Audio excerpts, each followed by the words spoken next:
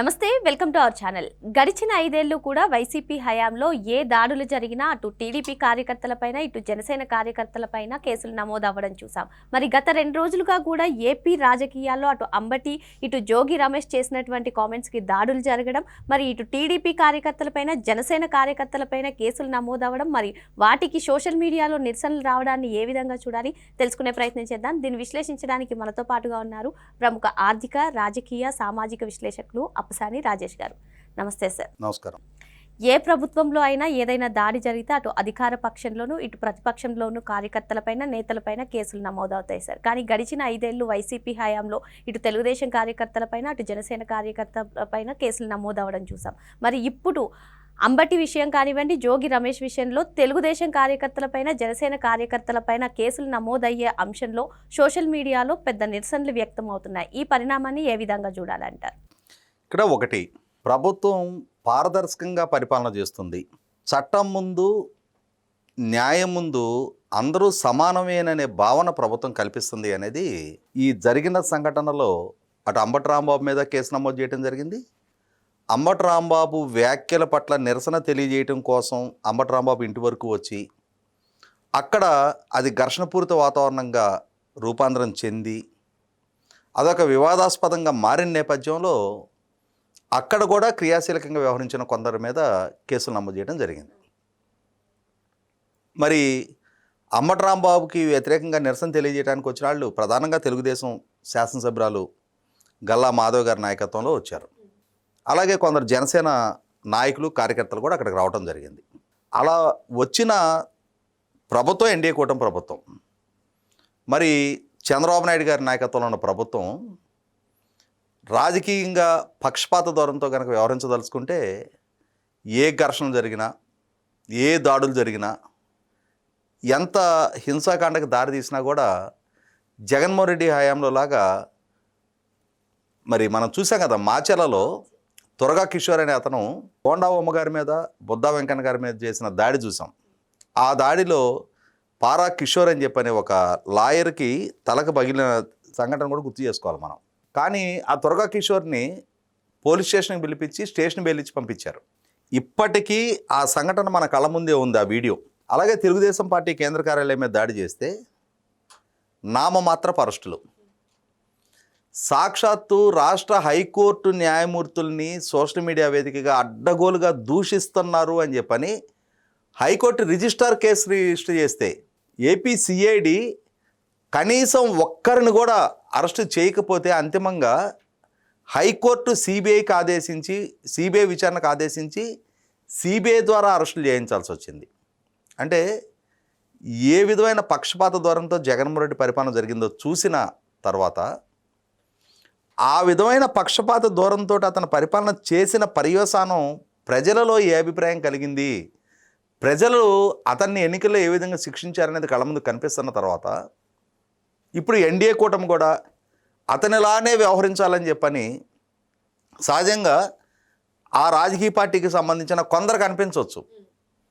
అరే, చంద్రబాబు నాయుడు గారిని అంబటి రాంబాబు దూషిస్తే కదా వీళ్ళు అక్కడ నిరసన తెలియజేయడానికి వెళ్ళింది, చంద్రబాబు నాయుడు గారికి మద్దతుదారులు కదా వీళ్ళందరూ, అసలు ఈ ఇష్యూ, ఈ ఘర్షణ బిగించేసింది అంబటి రాంబాబు కదా, మరి వీళ్ళ మీద ఎందుకు కేసులు పెట్టాలి అని చెప్పని వీళ్ళ మీద ఎలా కేసులు పెడతారు, కొంచెం వ్యంగ్యంగా కొంతమంది ఇది మంచి ప్రభుత్వం అది ఇది అని చెప్పని కూడా సోషల్ మీడియాలో పోస్టులు పెడతా ఉన్నారు. ఇక్కడ గమనించుకోవాల్సింది, ఆ రోజు ఆ సంఘటనలో పాల్గొన్న వాళ్ళందరూ వాళ్ళేం కొత్త వ్యక్తులు కాదు.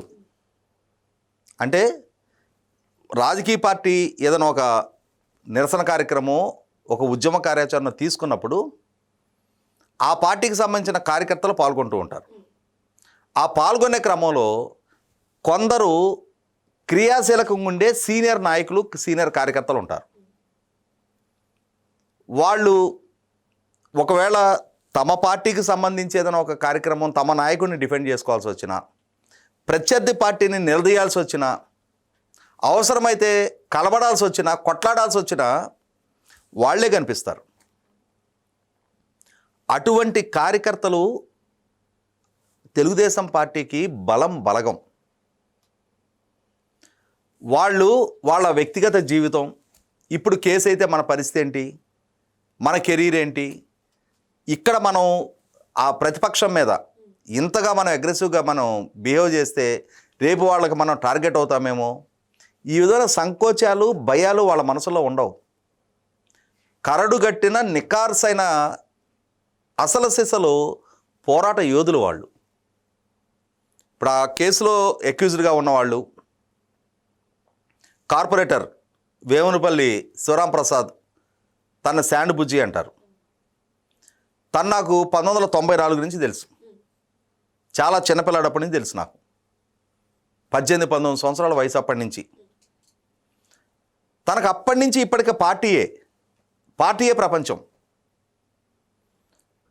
అంటే పార్టీ కోసం డి అంటే డి అనే మనస్తత్వం. గుంటూరులో జరిగిన ఏ సంఘటనకైనా సరే ప్రత్యక్షంగా ముందు నిలబడతాడు. అలాగే కనపర్తి శ్రీనివాసరావు గారు, పిల్లి మాణిక్యరావు గారు, రావిపాటి సాయికృష్ణ అని చెప్పని జిల్లా తెలుగుతో అధ్యక్షుడిగా చేశాడు. వీళ్ళందరూ వైసీపీ ప్రభుత్వ హయాంలోనే వైసీపీ ప్రభుత్వానికి వ్యతిరేకంగా ఏ ఉద్యమ కార్యాచరణ తీసుకున్నా వీళ్ళే ముందు నిలబడతారు. కేసులు అవుతాయని వాళ్ళకి తెలీదా? ఆ క్షణాన ప్రభుత్వ ఆదేశాలను ధిక్కరిస్తే వీళ్ళ మీద కేసులు నమోదు అవుతాయి అని చెప్పని తెలియని అమాయకులు కాదు వాళ్ళు. సిఐడి ప్రధాన కార్యాలయం గుంటూరులో ఉంటుంది. ఏపీ సిఐడి జగన్మోహన్ రెడ్డి ప్రభుత్వ హయాంలో రాష్ట్ర వ్యాప్తంగా ఆ రోజు ప్రభుత్వానికి వ్యతిరేకంగా సోషల్ మీడియాలో ఒక పోస్టులు పెట్టారనో, ప్రభుత్వానికి వ్యతిరేకంగా ఏదైనా మాట్లాడారనో, నాడు తెలుగుదేశం సోషల్ మీడియా కార్యకర్తలని అరెస్టులు చేస్తే వాళ్ళందరినీ తీసుకొచ్చేది గుంటూరు సిఐడి కార్యాలయానికి. ఆఖరికి సీనియరు మీడియా విలేకరులు మూర్తి గారిని, వెంకటకృష్ణ గారిని, సాంబశివరావు గారిని, ఇటువంటి వాళ్ళ మీద కేసులు నమోదు చేసినప్పుడు కూడా వాళ్ళు విచారణకు వచ్చి మళ్ళీ అక్కడి నుంచి బయటకు వచ్చి, లేదు ఒకవేళ అరెస్ట్ అయితే వాళ్ళకి బెయిల్ దక్కి మళ్ళీ వాళ్ళు విడుదలై ఇంటికి వెళ్ళే వరకు, అది సోషల్ మీడియా కార్యకర్తలనే కాదు, అమరావతి ఉద్యమం సందర్భంగా ఒకరోజు నేషనల్ హైవే బ్లాక్ చేశారని చెప్పని తాడికొండ ఉప సర్పంచ్ ఒమ్మనేని రాము వీళ్ళని 10 మందిని అరెస్ట్ చేశారు. వాళ్ళందరినీ కూడా వాళ్ళు జైలు నుంచి మళ్ళీ బెయిల్ తీసుకొని బయటకు వచ్చే వరకు వాళ్ళకి అండగా నిలబడేది వీళ్ళే. అక్కడ వీళ్ళ వెనక నాయకులు ఉంటారు. వాళ్ళకి అక్కడ అంబటి రాంబాబు నిలదీసే క్రమంలో అక్కడ ఒక ఘర్షణపూరిత వాతావరణం చెలరేగితే, ఆ ఘర్షణలో ఇన్వాల్వ్ అయితే అక్కడ కేసులు అవుతాయి. కేసుల గురించి భయపడే యాటిట్యూడ్ ఉన్న వ్యక్తులు ఆ రాజకీయాల్లో క్రియాశీలకంగా ఉండరు.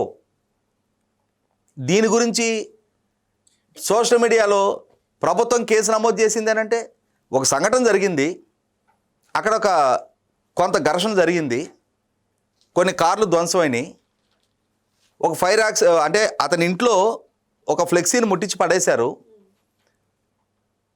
సోషల్ మీడియాలో సత్తెనపల్లిలో వైసీపీ పార్టీలోనే అంబటి రాంబాబుకి వ్యతిరేక గ్రూపు వాళ్ళు ముట్టించేశారు అని చెప్పని చలమణైంది. అది ఎస్టాబ్లిష్ చేయాలన్న విచారణ జరపాలిగా. ఇప్పుడు అక్కడ ఎమ్మెల్యే గారు వచ్చి నిరసన కార్యక్రమంలో పాల్గొన్నారు. అది చిలికి గాలివానలాగా మారింది. అంబటి రాంబాబు ఇంటి మీద అది రాళ్ళదాడి వరకు వెళ్ళింది. అద్దాలు ధ్వంసం అయినాయి. పోలీసుల భద్రతలో కోడిగుడ్లు విసురుతున్న నేపథ్యంలో పోలీసులు అతన్ని వాళ్ళ దగ్గరుండే ఆ షీల్డ్స్ని అడ్డం పెట్టి వ్యాన్లు ఎక్కించుకొని తీసుకెళ్లారు వజ్రవాహనంలో. అటువంటప్పుడు ఆ సంఘటనలో ఇన్వాల్వ్ అయిన వాళ్ళ మీద కొందరి మీద కేసులు నమోదు అవుతాయి. ఇవాళ ఎన్డీఏ కూటమి అధికారంలో ఉంది కాబట్టి అని చెప్పని ఏకపక్షంగా కేవలం అంబటి రాంబాబుకే కేసులు పరిమితం చేయడం సాధ్యం కాదు. ఆ విధమైన బయాస్డ్గా పోలీస్ డిపార్ట్మెంట్ వ్యవహరిస్తే అది ప్రభుత్వానికి అప్రతిష్ట. ఆ సంఘటనలో ఇన్వాల్వ్ అయిన వాళ్ళు నిర్భయంగా ఇన్వాల్వ్ అయ్యారు. ఒకవేళ వాళ్ళ మీద కేసు నమోదైనా దాన్ని వాళ్ళు ప్రాపర్గా హ్యాండిల్ చేసుకోగలుగుతారు. వీటిని లెక్క చేయని ధీరత్వం వాళ్ళ దగ్గర ఉంది. వాళ్ళు ఏదో భయపడిపోతున్నట్టుగా, వాళ్ళని పిరికి వాళ్ళుగా ఈ ప్రచారం ఎందుకు? ఇప్పుడు ఏ ఊర్లోనైనా సరే, అంటే నాది గుంటూరు కాబట్టి నాకు అక్కడ ఉన్న వ్యక్తులు వ్యక్తిగతంగా అందరూ పరిచయం కాబట్టి వాళ్ళ పోరాట తత్వం గురించి, వాళ్ళ పార్టీతో వాళ్ళకున్న నేపథ్యం గురించి నాకు ప్రత్యక్షంగా అనుభవం ఉంది కాబట్టి వాళ్ళ పేర్లు మెన్షన్ చేసి చెప్తున్నా. జోగి రమేష్ ఇంటి దగ్గర పాల్గొన్న వాళ్ళు కూడా అంతే. వాళ్ళ వయసుల రీత్యా చూసినప్పుడు గడిచిన 30-40 సంవత్సరాలుగా తెలుగుదేశం పార్టీకి అంకితమైన కార్యకర్తలు. ఎన్ని యుద్ధములలోనో రాటుదేలినా అని చెప్పని యోధుల గురించి చెప్తారు కదా, అలాగే ఈ 40 సంవత్సరాల తెలుగుదేశం ప్రస్థానంలో ఇటువంటివి ఎన్నో సంఘటనలు చూసిన నేపథ్యం గుంటూరు కృష్ణా జిల్లాల క్యాడర్లకు ఉంటుంది. ఎందుకంటే నేను అక్కడే పుట్టి పెరిగా, నాకు తెలుసు కాబట్టి చెప్తున్నా. నేను వీటిని ఒక గ్రామ స్థాయిలోనో, ఒక మున్సిపల్ వార్డు స్థాయిలోనో, రూట్ లెవెల్లో పనిచేసే కార్యకర్త ఇవాళ ఒక రాజకీయ పార్టీకి ఇలాంటి క్రియాశీలకంగా ఏ సంఘటన జరిగినా ముందుండి ఎదురొడ్డి నిలిచే కార్యకర్తలు, నాయకులు కొందరు ఉంటారు. అలాగే వాళ్ళని అనుసరించే కార్యకర్తలు ఉంటారు. వీళ్ళ వెనక ఈ పార్టీకి ఓట్లేసే ఓటర్లు ఉంటారు. ఈ ముందుండే 10 మంది వాళ్ళకి ఒక్కొక్కరి మీద 10 కేసులు, 20 కేసులు, 30 కేసులు ఉంటాయి. వాళ్ళేమి దొంగతనాలు చేసో, నకిలీ మద్యాలు తయారు చేసో, నకిలీ నెయ్యి తయారు చేసో, ఎవడి భూములు ఆక్రమించో, ఇంకెవరి దగ్గర లంచాలు తీసుకున్న కేసులు కాదయ్యి. ప్రజల సమస్యల కోసం, ప్రజా జీవితంలో కొనసాగే పక్షంలో ఆ సందర్భంగా వాళ్ళ మీద కేసులు నమోదైన వాటిని సగర్వంగా మా మీద ఇన్ని కేసులు ఉన్నాయని చెప్పని గర్వంగా చెప్పుకోగలిగే స్థాయి కేసులు అవి. ఇన్నిన్ని కేసుల్లో ఇన్వాల్వ్ అయిన ఆ కార్యకర్తలు 40 సంవత్సరాలుగా ఆ పార్టీ జెండా నేలవాలకుండా కాపాడగలుగుతున్నారు అని అంటే అది ఆ పార్టీ చేసుకున్న అదృష్టం. రాష్ట్ర వ్యాప్తంగా ఏ ఊర్లోనైనా సరే, ఏ గ్రామంలోనైనా సరే అటువంటి తరతరాలుగా ఆ పార్టీకి అంకితమైన కార్యకర్తలు ఉన్నారు. అటువంటప్పుడు ప్రభుత్వ పరంగా తీసుకునే ఈ చర్యలు ఇవన్నీ అడ్మినిస్ట్రేటివ్ ప్రొసీడింగ్స్. అది పోలీస్ డిపార్ట్మెంట్ పరంగా ఒక సంఘటన జరిగినప్పుడు ఖచ్చితంగా ఇరుపక్షాలని బాధ్యులను చేస్తారు. నేను గ్రామీణ ప్రాంతం నుంచి వచ్చా. నేను 1994 నుంచి గ్రామ కమిటీ అధ్యక్షుడిగా కొనసాగున్నా. మా గ్రామంలో ఘర్షణ జరిగినప్పుడు కూడా ఇరుపక్షాల మీద కేసులు నమోదు చేసిన సందర్భాలు ఉన్నాయి. నేను కూడా అక్యూజ్డ్గా ఉన్న సందర్భాలు ఉన్నాయి. అవేమి దానికి భయపడేవాడు రాజకీయాల్లో ఎందుకుంటాడు? భయపడేవాడు నాయకత్వం ఎందుకు చేస్తాడు? భయపడేవాడు ఆ కార్యక్రమాలు ఎందుకు పాల్గొంటాడు? ఇవి జరుగుతాయని తెలుసు. వీటికి అతీతంగా ఎవరైతే స్పందించగలిగేవాడు ఉంటాడో వాళ్ళే అక్కడ నిలబడతారు. అటువంటి వాళ్ళ మోరాలిటీని వాళ్ళు ఏదో భయపడిపోయినట్టుగా సోషల్ మీడియా వేదికగా వాళ్ళని బేలగా చూపించాల్సిన నెసెసిటీ లేదు. ప్రభుత్వం చాలా క్యాజువల్గా కేసులు నమోదు చేస్తుంది. ఒక సంఘటన జరిగినప్పుడు ప్రభుత్వం అలా స్పందించకపోతే అది ప్రభుత్వమే కాదు. జగన్మోహన్ రెడ్డి ప్రభుత్వాన్ని ప్రభుత్వంగా నడిపించలేదు కాబట్టి, అతను ఒక జేబు సంస్థగా నడిపించాడు కాబట్టి ప్రజలు అతన్ని 11 స్థానాలకు పరిమితం చేశారు. చంద్రబాబు నాయుడు గారు లాంటి బెస్ట్ అడ్మినిస్ట్రేటర్ అని చెప్పని మనందరం చెప్పుకునే నాయకుడి పరిపాలనలో ఈ విధంగా ప్రభుత్వం వ్యవహరించకూడదు అని చెప్పని నిర్దేశించడం కూడా ఖచ్చితంగా తప్పే. 100కి 100 పాళ్ళు ఆ కేసులని వాళ్ళు హ్యాండిల్ చేసుకోగలిగిన సామర్థ్యం, అనుభవం, పరిజ్ఞానం వాళ్ళకుంది. వాళ్ళని వాళ్ళు డిఫెండ్ చేసుకోగలుగుతారు. అదే క్రమంలో ఇంతగా ప్రతి సందర్భంలో చంద్రబాబు నాయుడు గారి ప్రభుత్వ ప్రతి కదలికని ఆక్షేపించే ఈ కొందరు సోకాల్డ్ సోషల్ మీడియా కార్యకర్తలు కూడా కొంత సమయంలో పాటిస్తే బెటర్. మరో అంశంతో మళ్ళీ కలుద్దాం. Thank you sir.